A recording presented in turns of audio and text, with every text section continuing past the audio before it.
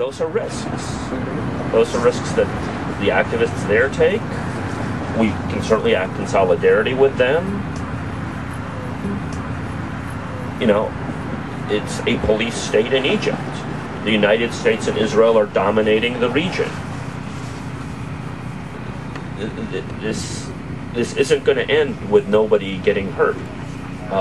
People are going to get hurt. It's our job to try to end the oppressive nature of the structures in as intelligently a way as possible, given the oppressive nature of those structures. It's fascinating talking to Egyptian activists that the Egyptian, over the last, since Mubarak's rule, you've had the Egyptian army being cut by about a third, from like a million to 300,000. Meanwhile, you had the domestic surveillance group, governmental forces, some of which are uniformed, some of which are ununiformed, multiply tenfold, go from 200,000 to 2 million. So you have a huge portion of the Egyptian government and everything going towards security efforts. This is a massive police state.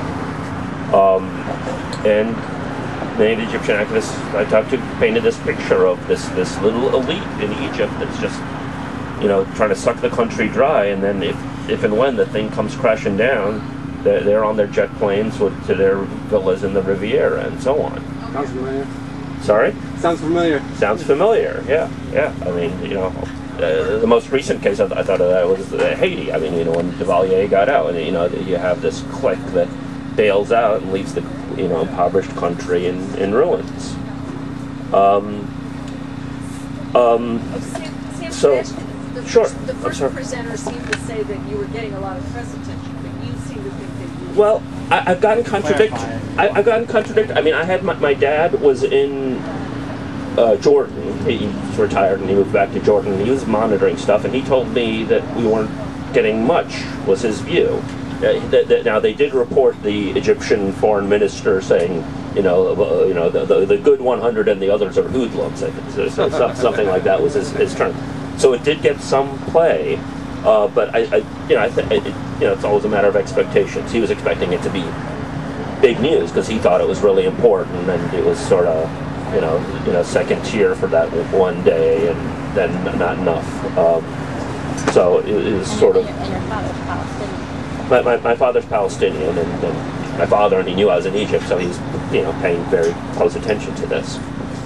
But I have heard from other people that there was some coverage, and there was front page coverage in the alternative press in Egypt, and I think a lot of the governmental press in Egypt, my impression, I've heard some contradictory things, is that they tried to marginalize it as much as possible for obvious reasons. So, Maybe there's other questions. Yeah, please, if there's... Mike is also here, too. Oh, Mike was there too. Please. Okay, we're talking about Gaza Freedom. What's that? Gaza Freedom. Right, I was there. Okay, do you want to chime in? We're... No, go ahead. I'm learning something. Are you? Okay. Was there an incident where some Americans were detained at the U.S. Embassy? Yeah, I was there. Yeah, that's very good. Thank you for asking.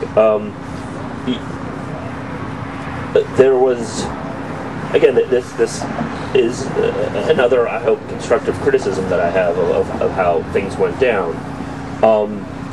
The first night I got there, I think I got there a day or two after you did. The first night I got there, somebody said something's happening at the French embassy, so I took a cab ride over to the French embassy, and there were people on the streets, and they just took over the joint, and it was great. It was the Giza Strip. Yeah, right. Yeah, it's called the Giza, that area. Ironically, I think it's a very different word in Arabic, but to a Western ear, it sounds like Gaza.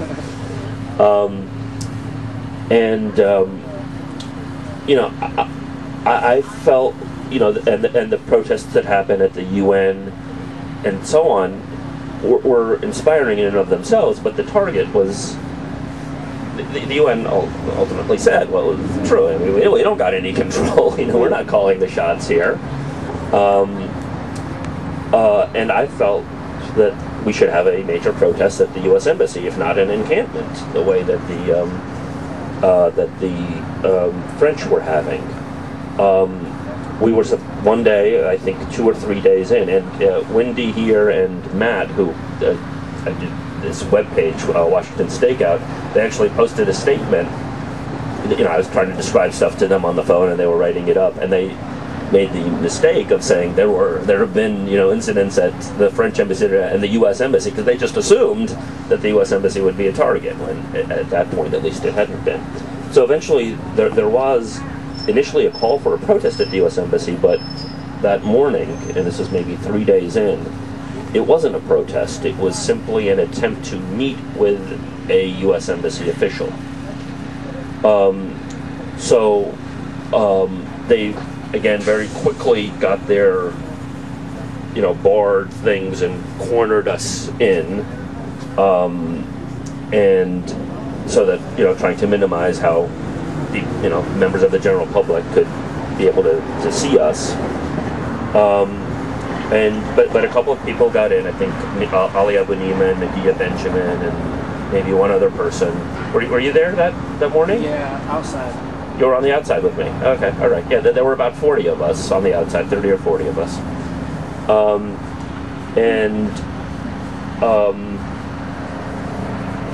You know, there were. It was just a prolonged standoff. I think at one point Medea said that she was going to stay in the U.S. embassy, and then I think she might have gotten some piece of data and decided that she wasn't going to do that.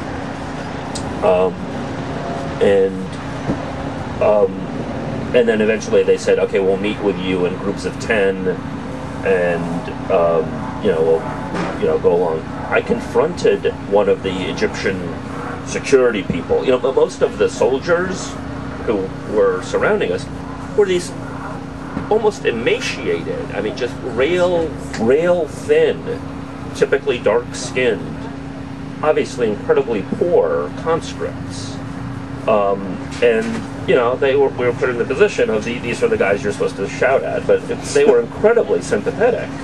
You know, and you know, people would be giving them cigarettes and stuff, and you know, they'd like signal their solidarity with us and so on. But they were the ones who, you know, were sick on us by the state to surround us and to hide us from the general public. But I was able, with my little camera, to confront one of these guys who were 3 times the size of these poor guys with his big hat and all his stripes. I was able to literally, uploading video at the time of him saying, that the Americans are telling us to do this.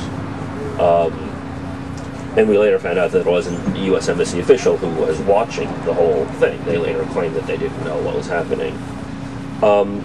So people were able to line up and attempt to meet with a consular official. I had an appointment with an Egyptian activist at the time, so I ducked out. So it was just this prolonged standoff.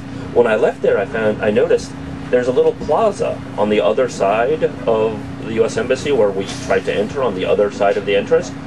There's a square there. You know what the square's called? Simon Bolivar Square. So Nasser, way back when, probably named the square, and it would have been a perfect place for a protest. We're going to have a protest against the U.S. policy, Simon Bolivar Square. We could have had it on New Year's Day, the anniversary of the Zapatista uprising, no less. An Israeli activist, friend of mine, Simone Sharoni, got what I thought was a brilliant idea. To have protests on New Year's Day at all of the swanky hotels, because you have this 1% jet set of Egypt that's totally complicit with the Mubarak regime and so on and so forth. Well, instead of screaming at these poor conscripts, go after them. Go to the Sheraton and the Four Seasons and the W Hotel or whatever. The fanciest hotels are there, and they're doing their parties for New Year's Eve, and confront them. Yeah.